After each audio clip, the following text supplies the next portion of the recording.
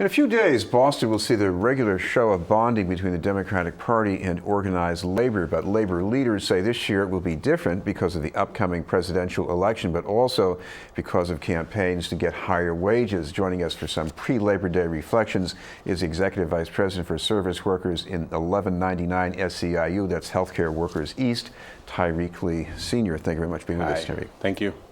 First of all, talk about the one thing that we got to deal with here in Boston, which is, the wage gap is bigger than just about any other city in this country here. Yes, and it continues to expand. I mean, part of what we're trying to do is, elevate our Fight for 15, which is a whole set of workers across the Commonwealth really advocating to help level the playing field. Well, talk about that campaign, because a lot of these workers do not belong to unions, and why is it important? I know the unions are helping them, but why is it important for unions to reach out that way?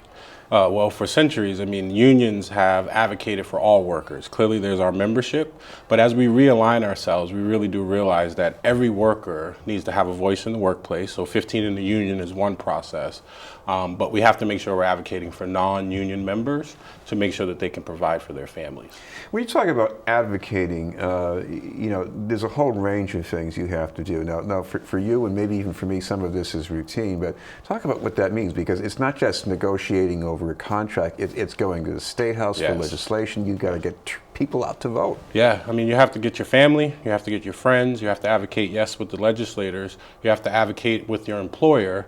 But advocacy is a broad range of things. When you look at student debt, when you look at what's happening, all of this income inequality is connected, and I believe labor unions look at it from a lens of, if we get the people together, our members, our non-members, the communities that they live in, the advocacy is much greater across the board. Now, occasionally we hear some people who they blow back against some of this. They say, $15 an hour. We have people fighting in war zones who make less than that. So why should we give $15 to somebody who works at McDonald's? Well, you look at families, right? They have to provide for their families. And when you look at folks being able to, when folks get their fair share, they put back money into the economy, which actually helps us all. So it is important that we uplift folks even beyond 15. 15 is a number that started with fast food workers in New York, and it's just expanded across the country. But we have to make sure that we maintain what level of resources they have in their community, access to education, access to quality care. And so 15, again, is just one piece of the larger advocacy around income inequality. We're talking with Tyrek Lee from 1199 SEIU. This year, Tyrek, we have an interesting race because we have two leading candidates who are diametrically opposed on many things, but we've also seen a lot of signs about working class people who, they prefer the Republican, and I don't know, maybe not so much in Massachusetts, but aren't you concerned about some of that? Well, I'm definitely concerned, there's no question about it, but what you're seeing is, I like to frame it as a convergence. So yes, there are folks out there who are for a candidate, in my mind, Donald Trump, who is not for all people of our country. But folks, I think when we get to the polls in November, you're going to see folks come out a lot more than I think is projected, because folks are not going to allow a candidate like Trump to take our country backwards. We have a lot of work to do going forward. So I strongly believe that you're going to see people come out a lot higher than we have seen in the primaries. Well, one thing that Trump's campaign and even Bernie Sanders have both highlighted is that under both Republican and Democratic presidents, the wage gap in this country has gotten bigger. We've lost a lot of those manufacturing jobs that used to go to people who didn't have to go to college. It looks like both parties have some work to do here. Oh, a lot of work to do, and that's why our union, for example, is not necessarily just about the candidate or the party, it's about the issues and elevating those issues to bring workers and communities together to fight for the real change that we continuously need in our Commonwealth and across our country.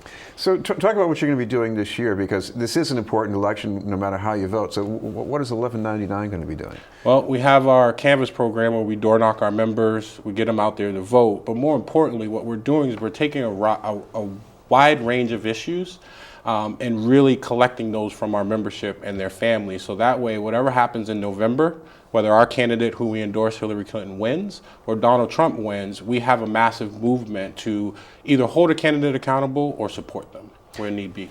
Talk about, just with 1199 in recent years, how a campaign of some kind bothered you, got some results that were really important to people.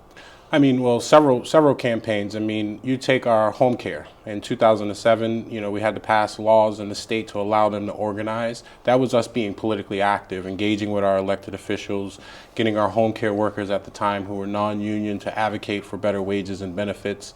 At the local level, we are involved in local races. But again, it's not just about getting that candidate elected. We are there for that candidate when they are trying to push an issue that's important to us, or we're there in accountability mode when they steer off, or they're not doing what they said that they were going to do during the campaign. So it's a twofold for us. And maybe more than two, because one of the things I remember from that campaign for home care workers was that some of the people who were receiving the care saying, yeah, I want them to get a raise too. Yes. So that's what I mean about coalition and convergence, because it wasn't just the workers, it was consumers out there also advocating with us for better wages, better benefits, and to really make this workforce professionalized. So what about Boston here on Labor Day? Are people going to be able to see anything out in the street or anything uplifting? Yeah, I mean, there'll be several different rallies. We have the Greater Boston Labor Council has their breakfast. Our 32BJ sister local, SEIU 32BJ, is in a fight right now, preparing for a contract fight around their janitors, 15,000. So they're planning to host a couple rallies. I believe there's one today. And there'll be different stories throughout the week, really embracing the fact of labor, because work connects us all. Thank you very much for being with us, and happy Labor Day. Thank you. Tyrek Lee from 1199 SEIU.